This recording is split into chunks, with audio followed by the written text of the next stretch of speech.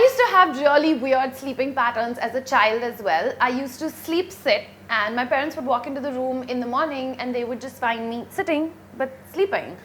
Really weird, yeah, and slightly creepy. I don't know why I did it, but I stopped doing it after some time. And then like 3 to 4 years back, I started lucid dreaming as well. I didn't know I was really lucid dreaming until I started researching it. And when I started researching it, I really got into it. But I don't lucid dream anymore. So today's episode is on some of the really crazy things that happen to you when you're sleeping. And why do they happen? A lot of you boys out there will relate to this one. That embarrassing, inevitable thing that happens every morning when your mother walks into the room or your sister to wake you up and you have a woody. Did you know that women also go through exactly the same thing? But you know what? It's just not that noticeable. While a lot of us would assume that a woody takes place because someone's having a dream of some kind of kinky sexual nature, or he just really needs to go pee. But none of that is true. While modern lingo has given it so many names, the scientific term for something like this is also known as NPT.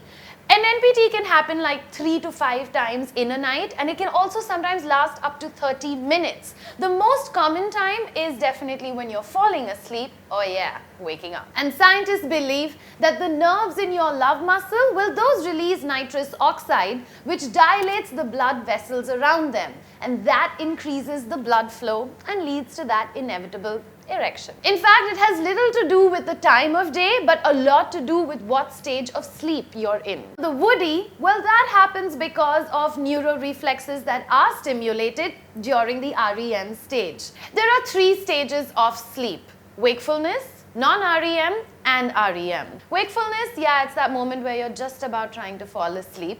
Non-REM, there's 4 stages involved over here. They last about 90 minutes. And non-REM is what leads to REM. This is your deepest stage of sleep. And this is also that stage where all the shit goes down. You know that moment when you're sleeping and you're trying to get up, but you're not able to get out of bed, and it almost feels like somebody's like pressing down against you and you're now suffocating? Yeah, does that happen to you? If it happens to you, press the like button.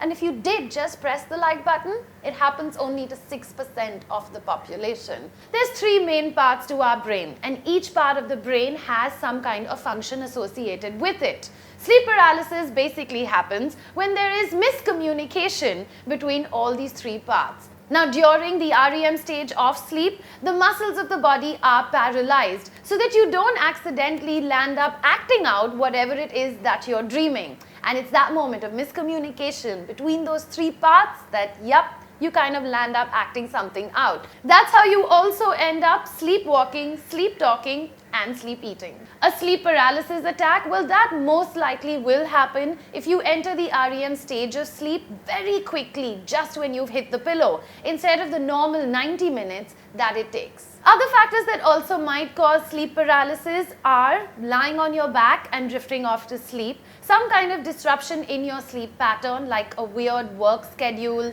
jet lag, caffeine, and alcohol. Some of the most common effects of sleep paralysis are where you almost feel like you're hallucinating, like you can see these little silhouettes, or even auditory hallucinations like footsteps and knocking. The reason why sleep paralysis with urban legend is associated with like ghosts and aliens is because there is that feeling, that very strong feeling of some kind of presence every time you're having a sleep paralysis attack. More serious cases of sleep paralysis, those will be like full-blown out-of-body experiences. But also some of the more common things that are experienced is like that feeling of being dragged, unusual sensations, flying, or even falling out of bed.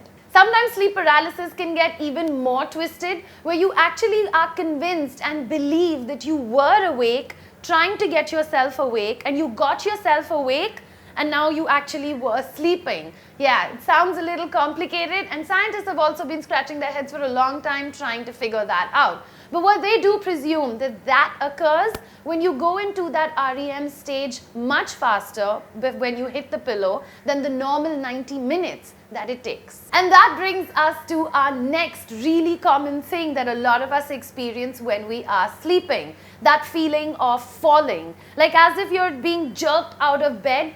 You know that sensation. hit like if that is something that you also experience. It feels like you're having this major muscle spasm and it's known as the hypnic jerk.